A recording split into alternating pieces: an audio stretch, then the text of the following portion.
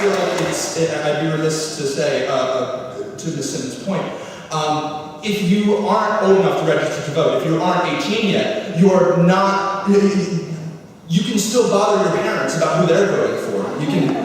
You can talk to them about that, and those are important conversations to have, especially as we're growing up and learning learning the importance of politics. It's never more important than right now in this day and age. So to really kick things off, I'll just start at the top of the list. I'd like to invite Sophia Dupree up. Sophia is a freshman.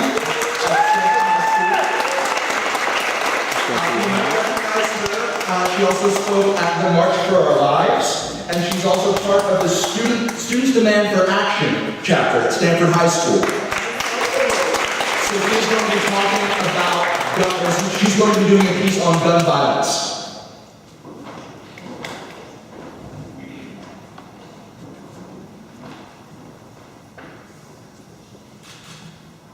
Hi, my name is Sophia Dupree, and I'm a 9th grader at Stanford High.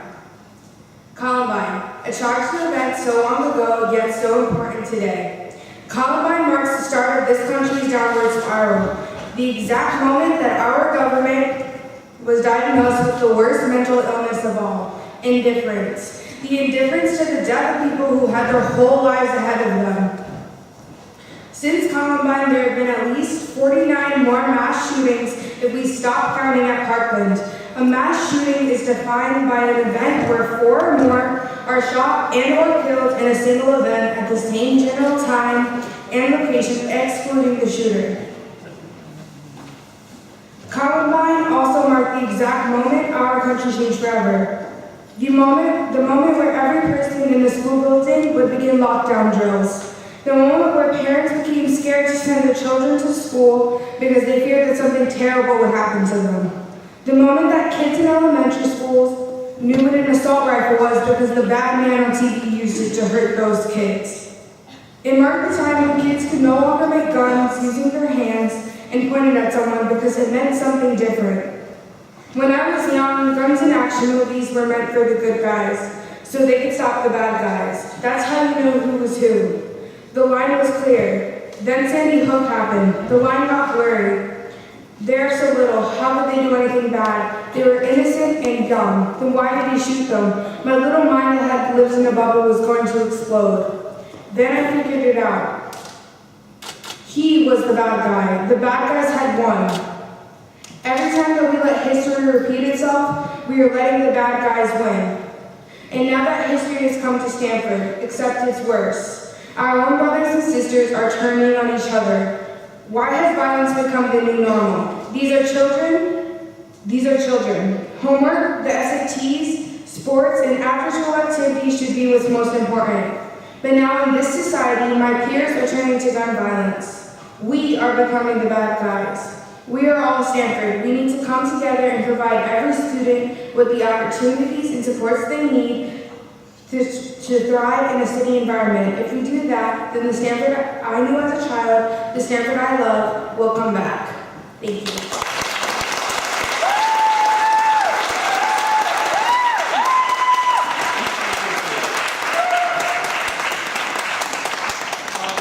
I just want to let you guys know a little bit more about me so that you get where I'm coming from in an event like this. Things like this didn't happen when I was in high school. I think the Stanford High Poetry Slam was the closest we got to an event like this, where students of all ages really spoke their minds. And Sophia, I just want to thank you, because what you do, what we do when we talk about the issues that we're having as a society, as a country, what we do when we talk about them is we start the healing process. And it's really impossible to do that. And it's impossible to do that until we start talking about things honestly, until we start speaking our mind. So this is a really incredible opportunity to do that, isn't it? So I just want to thank you guys for having me, and thank you for letting me experience something like this now that I'm out of Stanford High. I really wish that this was something that was around when I was around, and I hope it continues. So that being said, I want to invite Santi Ruzier. I hope I'm pronouncing that right. and I'm not pronouncing it. Santi is a 10th grader at AIPE, and she's going to speak about life.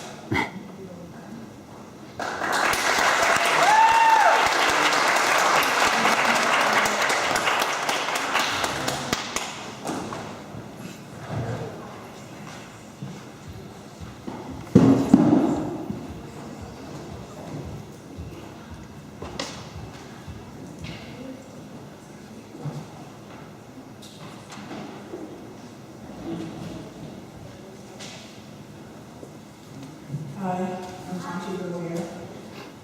I'm going to be reading a poem called Life's a Bitch.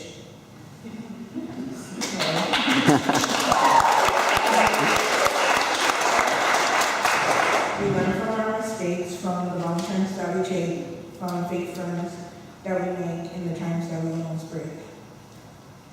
Your best friend becomes a stranger, lollipops turn into cigarettes, the innocent one turns into sluts, homework goes in the trash, soda becomes vodka, and kisses turn into sex. Remember when getting high meant swinging off the playground set, when protection meant wearing a helmet and not having a gun on you.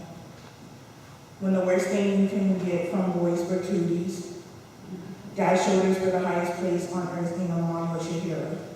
Your worst enemy were your siblings, racing issues were about who ran the fastest.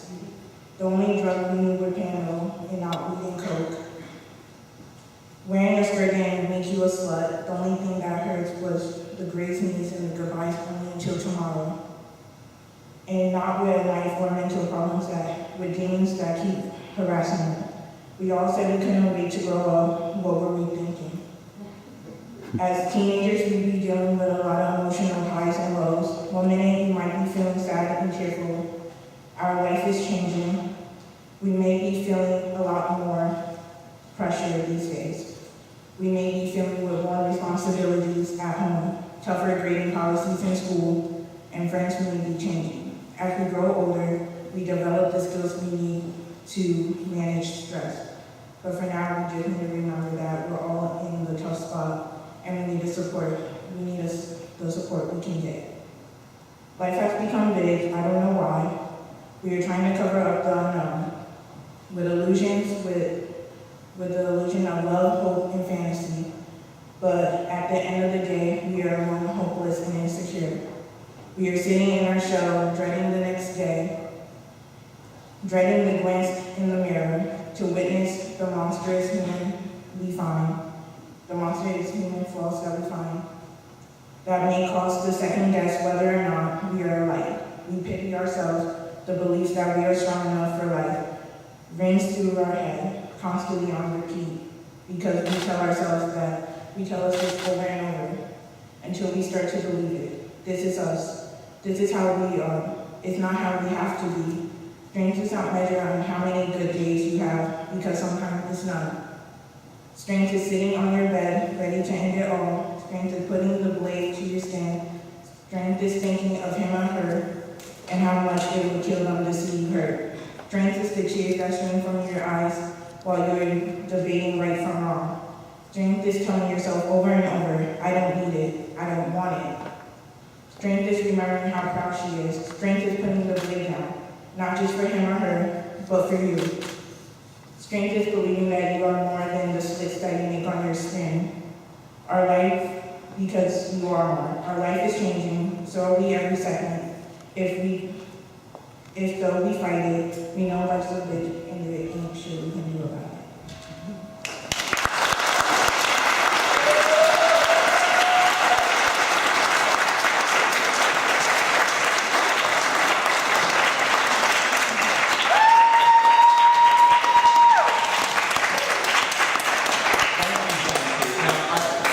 I don't know if you do this, but you're not the first person to note that life is a bitch. Biggie, he has a couple songs on that. You should look him up. He's a really great rapper. Um, so, our next speaker, I feel refreshed to have our next speaker in a time where being a straight white male is about the worst thing that you could possibly be. Our next speaker is non-binary and will be reading a poem that they wrote about misgendering and gender dysphoria, a topic that we should all learn about and we should all take very seriously. So, Scott McDonald. I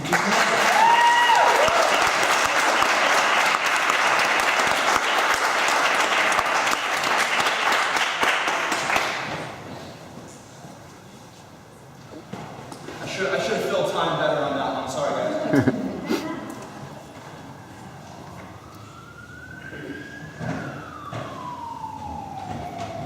My head is spinning faster and faster as I perseverate down the endless spiral of my self-perpetuating misery, a continuous motion machine with no friction for release. As every bullet of she and her whizzes by, as I duck and I dodge, but no matter how hard I try, they pile up beneath my skin. I feel them seeping into my bones, and my chest grows heavy with the knowledge that every pair of passing eyes glances over who I am inside, skimming only the surface of a skin that I am suffocating in. And the pain, though unintended, cannot be simply suspended. So for your words you start to spew, please remember, I'm human too.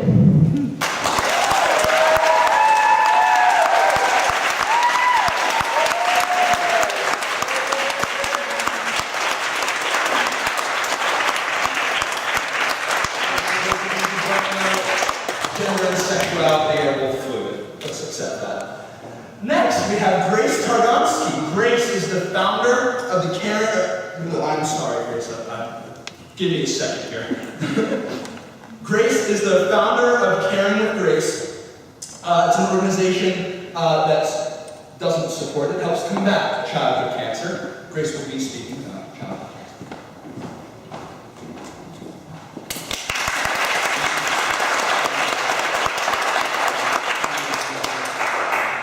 I'm a sophomore at Stanford High and I'm 13 years old. So I started my organization about 5 years ago after my aunt was diagnosed with breast cancer. I ended up researching the differences between when a child gets cancer and an adult gets cancer, and I learned about a lot of scary statistics. So I'm going to share some of them with you today. So 7 children will die of cancer every day. Based on the number 7, at the end of every year, we will lose the equivalent of 5 elementary schools worth of children to childhood cancer. Along with those 7 children who are killed, there are 43 to 46 that are diagnosed. And a lot of those cancers don't have cure or proper medications that are either meant for children or humans. Or if they do, it's very toxic, it's very old, so there's a lot of complications that happen because of it. So after learning about all of this, I wanted to help, and I created an organization not knowing it was going to grow so big within these 5 years. But because of this, I'm lucky to be at events like this one today and raise awareness about this cause that's very important to me. So I have a table over there, and later on I have information, so anyone's able to help out and learn more about what I do with childhood cancer and why it's important to help out.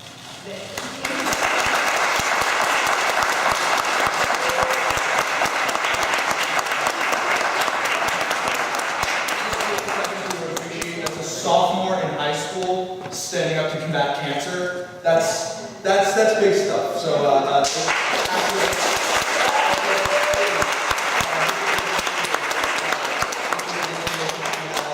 see how you can help out too.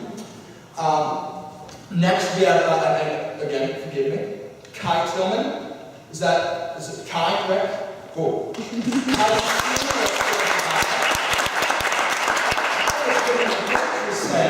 Every year that he's been in Stanford High. I love that.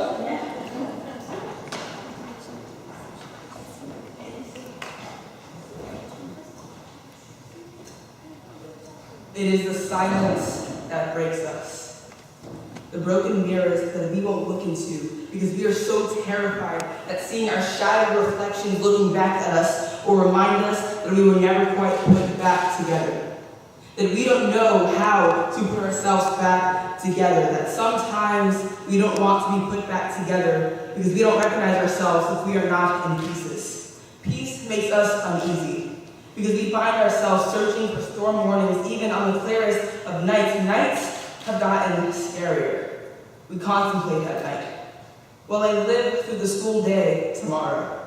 Will someone deem me disposable, my 17 years reduced to nothing but a name on their victim total, leave my body dull and lifeless and my loved ones unconsolable? Or will I be one of the lucky ones? Those of us with aspects of our existence that come with a built-in target over our heads did not need another one. Nobody needed another one. We had been robbed of our innocence. This is us.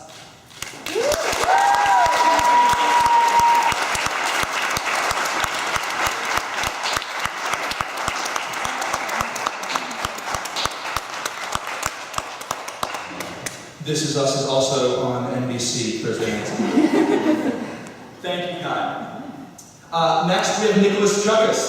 Nicholas is he's part of the Mayor's Youth Leadership Council. He's going to be speaking to us about social activism. I could not do this as a senior in high school. And I went to school talking on the stage. I just want you guys to all give a round of applause to our great MC tonight.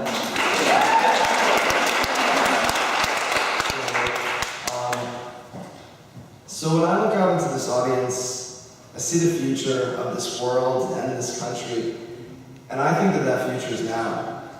Now, my name is Nicholas Chuckus, and I decided today not to speak on behalf of a political issue, or frankly, even an issue that has my own standing on something, but rather social activism, finding your voice in general. After all, we're all here today because we feel passionate about something and deem it necessary that we speak and attempt change. We, the future, are finding our voice in the world and speaking up for what we believe in. This is something I hope to instill on this world and anyone I ever meet. Beyond any political bias or standing, I want to inspire people to speak up about something they're passionate about. After all is said and done, the only way to make change or amend a current issue or even better your life is to act on it. In the wise words of Gandhi, be the change you wish to see in this world. Now, I absolutely love this quote because it basically says if you want something changed, then change it. Go for it. Don't sit around and watch as life passes you by as you do nothing. I've taken this lesson and these words to heart and been inspired to voice my own beliefs and feelings. I found a passion in advocating for mental health and reduced gun violence, and I've truly grown as a person because of it. I don't expect this lesson to ever fade me.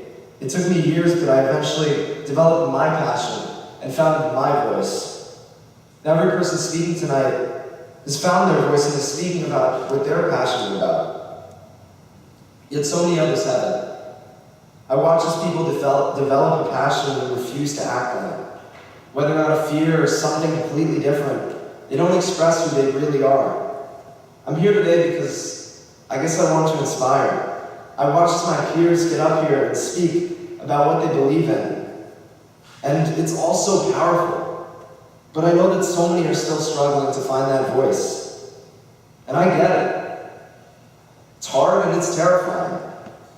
You begin to think, what if somebody doesn't like what I have to say? What if my ideas are stupid? What if somebody doesn't agree with what I'm trying to believe in?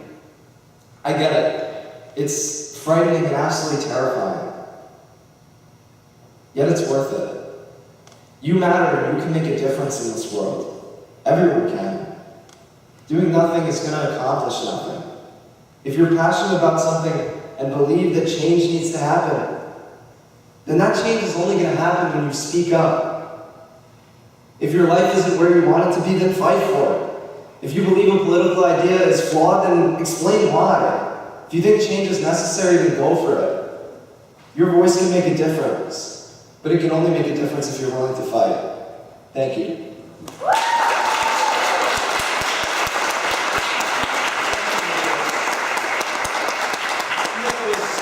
perfectly sums up why we're here tonight, right? If you want your voice to be heard, no one can read your mind, so speak. So thank you, Nicholas. And to that point, we're just going to speak our minds. So let's make things a little weird. Next, we have Julia Wallace, a senior from AIGE, speaking about sex education.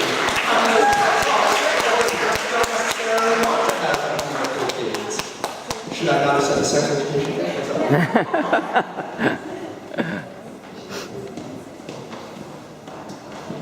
There are 2 cars parked outside in the fire lane. I don't know anything about the cars, but if you park in a fire lane, don't do that.